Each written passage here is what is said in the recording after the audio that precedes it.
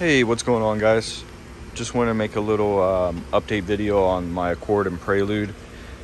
I left out some information in my other video on the Accord that I just wanted to, clear up a little bit, and some updates on the Accord itself and my Prelude. Got some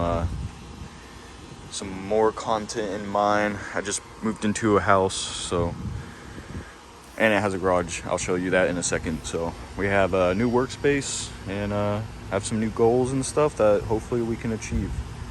But so I had some questions about the intake and the hood and the fitment and everything. You guys are probably gonna laugh, but it's pretty simple setup.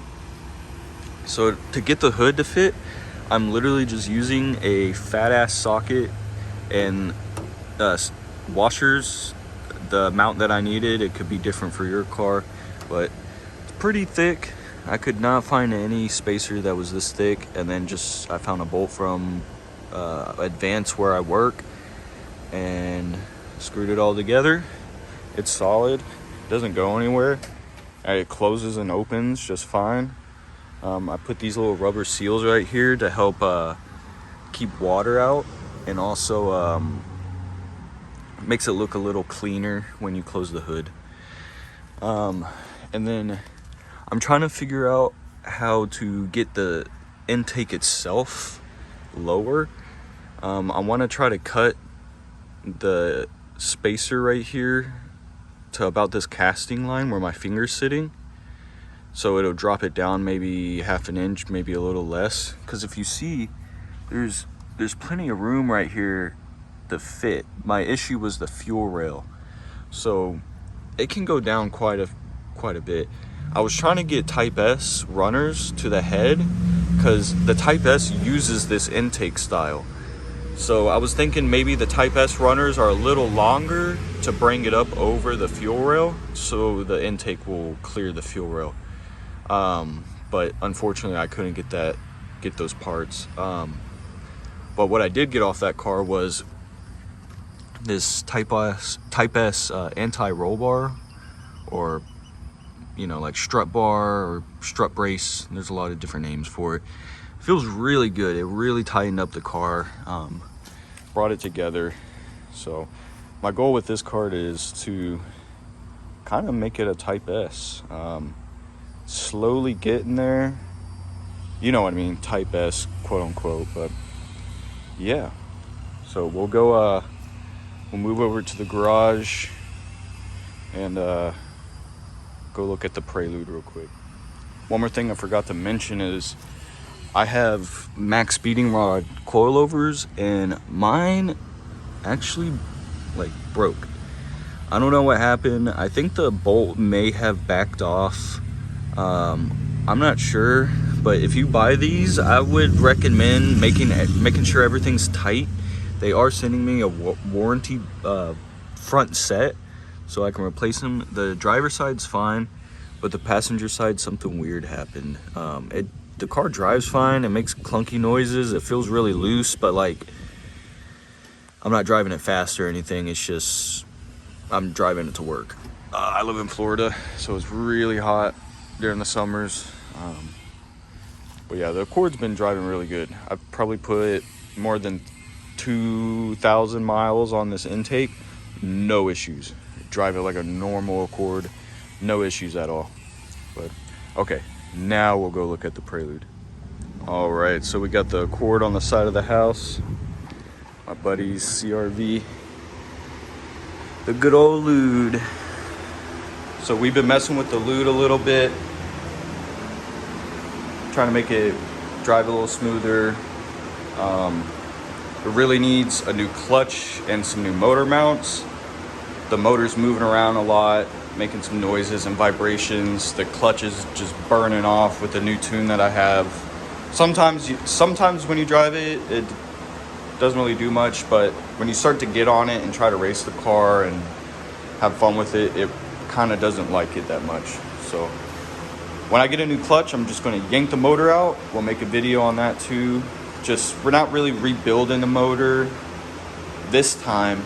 We're just kind of putting new seals on it, refreshing it, and we're going to max out like the stock setup. Maybe put some E85 through it. But yeah. Yesterday, like I said, we've been messing with the lute, and yesterday I played with the shifter and got everything nice and tight. Car drives good, it's just the clutch just can't handle the power. But show the lute a little bit if you've never seen it. I have a friend working on the electronics on my dash, so that should be back pretty soon. Glass top on the roof. But yeah, this is the little garage setup. I'm gonna clean it up. I just moved into this house, so we'll have a better space to work in. I have been slacking on videos. I've just been working, moving around stores within advance, so kind of settled down, start making more videos, start saving up for more car parts, and yeah, we'll have some more fun. We're about to go to the junkyard, kind of make this like a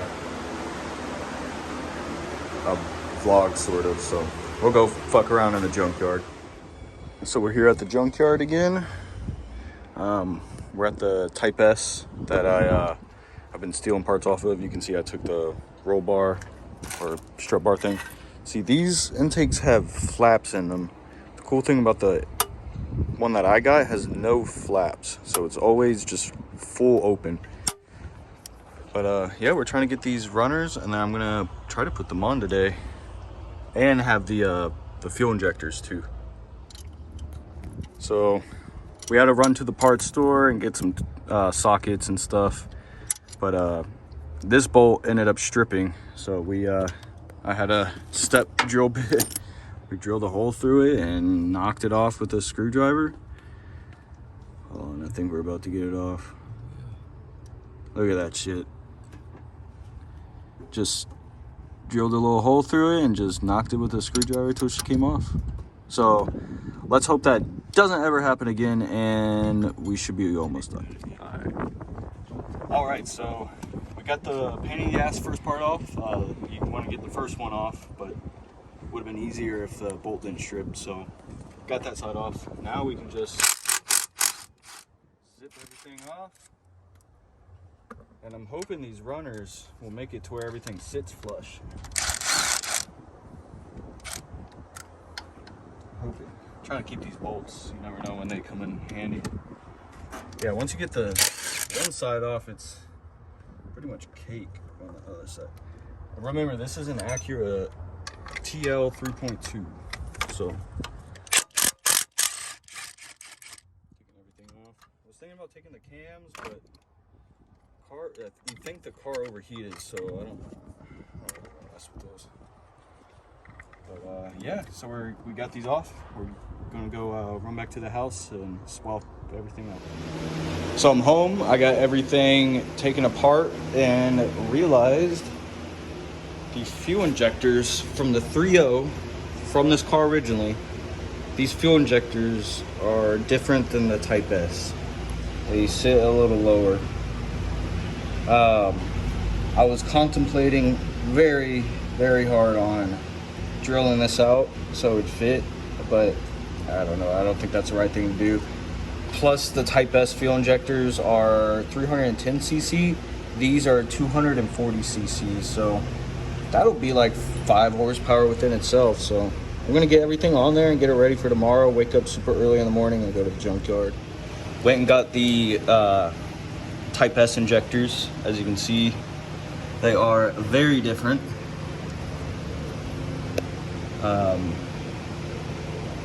Yeah, they're a lot different. They're a little bit shorter.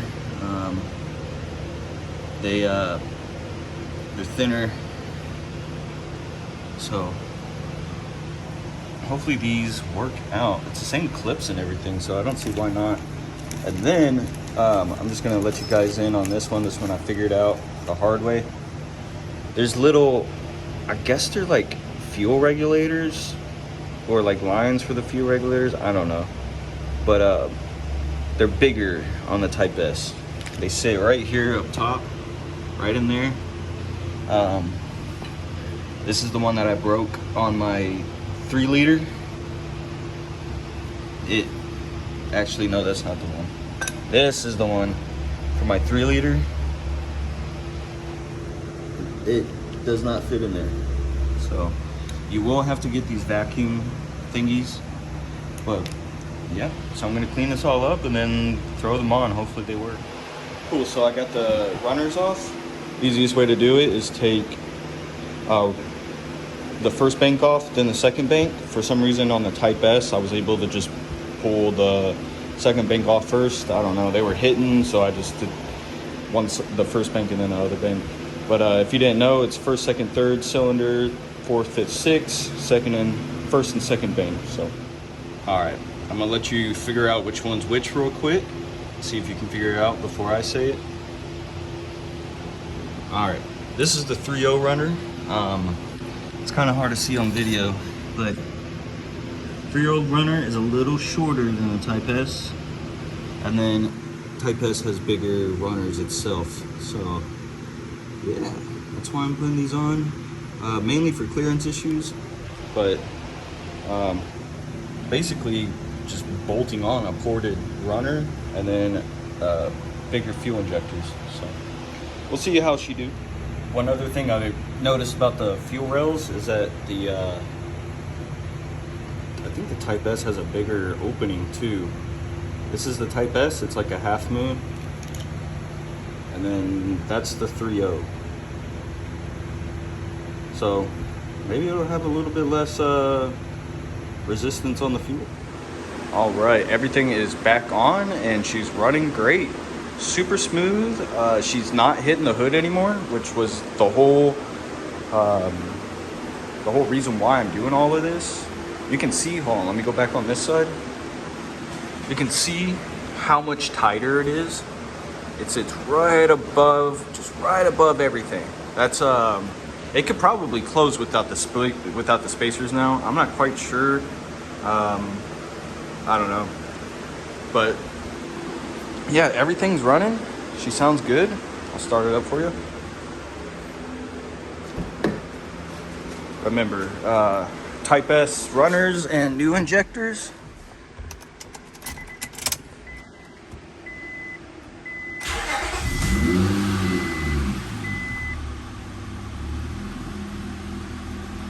Nice and smooth.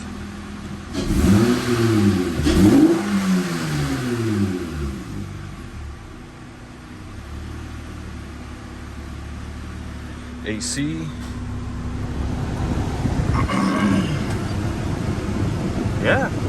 So, if you guys have any questions, let me know. I feel like I covered a lot in this video, but yeah, if you have any other questions, please let me know. I love it. I love talking to people, especially about Hondas. I can do it all day, every day. So just let me know. And if you have any other like suggestions for my videos or anything like that, just comment below. Video ended up being a lot longer than I thought it was going to be. I went back and watched the footage and I just kind of winged it. I don't know. Me and my friend just were like, heck it, let's go to the junkyard and go get the shit and make a video. So that's what we did. Like I said in the clip before, if you have any questions, let me know. I'm trying to get better at the YouTube shit, but I just want to get the information out there and talk to you guys. So peace.